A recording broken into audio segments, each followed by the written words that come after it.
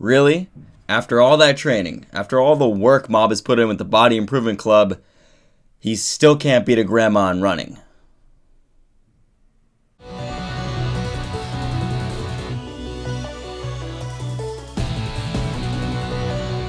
What's up? It's Truth Hero, and welcome back to another Mob Psycho 100 Season 2 episode review.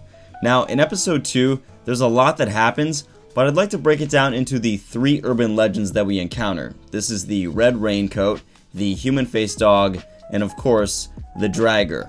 However, before we do this and show what themes each legend represents in Mob Psycho, let's first discuss how Reigen and Mob got to this town in the first place that holds so many myths and interesting characters.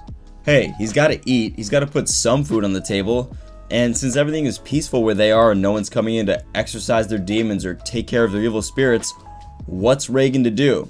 I guess the next best thing is to just, I don't know, hop over into the neighboring town and exploit everyone who believes in superstition. Seems legit. Speaking of legit, that's never really been Reigen's style. Obviously, he's a con man, but in this episode, he's pitted against a rival, fellow conman psychic Shinra Banshomaru, and this episode's very interesting, especially in the dialogue, how it sort of skirts around the idea of being a con and allows Reigen to not only maintain his facade for Mob, but also in front of his new friend. So for example, when Reigen can't see the spirit behind the woman's back, Shinra of course can see it, and this is later confirmed by Mob.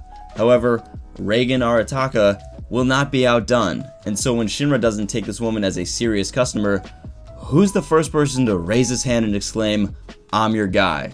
I'm the psychic that you're going with"? Reigen, of course. He has to be the best fake psychic. And besides the whole con facade thing, another episode of Mob Psycho 100 delivers on that classic humor where we see Shinra get into some sort of trouble with these kids. They think he's a pervert. He's actually trying to go after the Red Raincoat, which, ironically enough, turns out to be a pervert himself. And that's what I'd like to discuss right now. The first of the urban legends, the Red Raincoat. Now, we as an audience of Mob Psycho 100 obviously know that 2 out of 3 of these urban legends aren't even urban legends, and thus is the case with the Red Raincoat. But this is why it's interesting. He's almost an urban legend out of necessity. Think about this. If you want to keep kids safe from a flasher, which this guy turns out to be, he's just a pervert who's arrested later, and he wears a red raincoat, what are you going to say to them? Are you going to go into gross detail about what could happen if this man approaches you?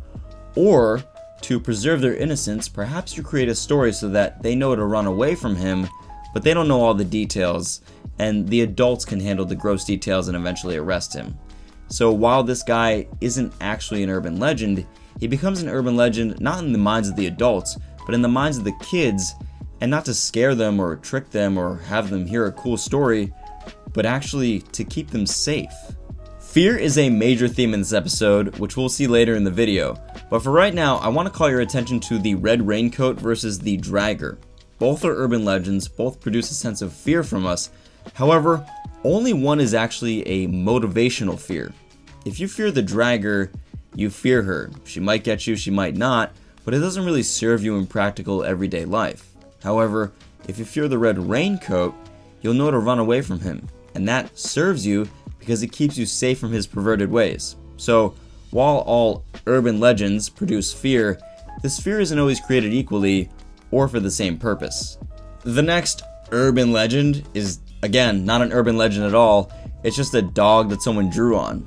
Apparently this has now become the human-faced dog.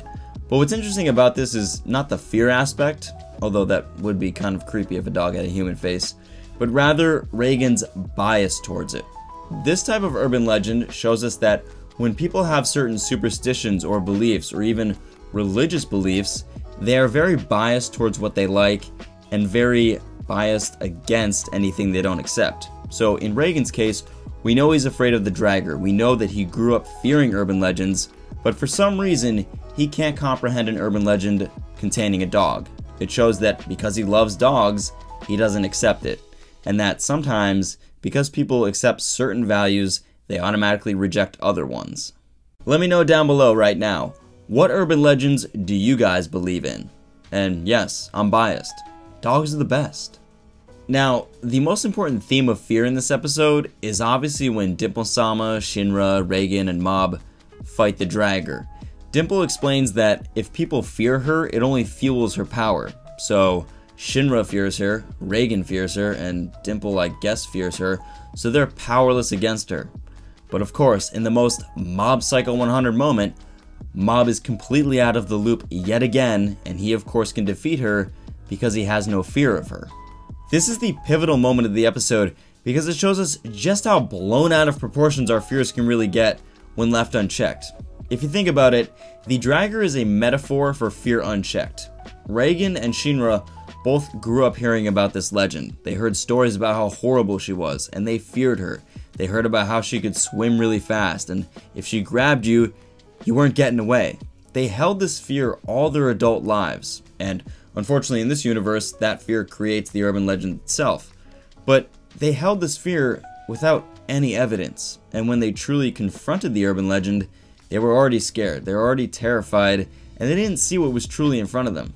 On the opposite side, Mob didn't have this background. He didn't grow up hearing about how horrible this person was and how horrible this urban legend was, so he had no fear. He was rational about this, and he was able to defeat her. I think if there's a lesson to be learned here, it's that no matter how daunting a task or something that we're afraid of really seems, we all need to take a step back and rationally look at our fear. Like Mob. Did I say Mob was the rational one? I'm sorry. As soon as he's unable to use his powers on the Dash Grandma, he freaks out like everyone else. As always, thanks for watching. Let me know in the comments below, what do you guys fear? And are your fears rational? If you like these Mob Psycho 100 Season 2 episode reviews, be sure to hit that subscribe button so you don't go 100 on your friends. And until next time, keep it here at Truth Hero. Peace.